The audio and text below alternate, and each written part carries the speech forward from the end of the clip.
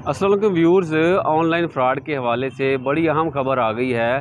पहले तो ये था कि फैसलाबाद के इलाके चक जुमरा में 149 अफराद को, जिसमें गैर मुल्की मर्द और ख़वातीन भी शामिल थे, उनको पकड़ा गया है और बड़ा ऑनलाइन फ़्रॉड जो है वो पकड़ा गया है। अब NCCIA की जानब से जिनको मरकज़ी मुलज़िम ठहराया गया था तहसीन अमान, उनको गिरफ़्तार कर लिया गया है और उनके ख़िलाफ़ मुकदमा भी दर्ज कर लिया गया है। अब दर्ज मुकदमात की तादाद 8 हो गई है।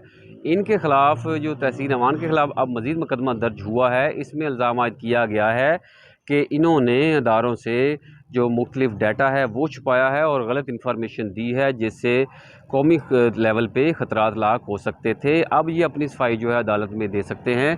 अब इनका जो आप कह लें कि आगे केस भी शुरू हो गया, इनको अदालत में गिरफ़्तारी के बाद पेश किया गया है। अदालत ने इनका 5 रोज़ा जिस्मानी रिमांड दे दिया है। ये अब तक की अपडेट थी जो हमने आप तक पहुंचाई। हमारे YouTube चैनल क्राइम डायरीज़ को सब्सक्राइब कर लें।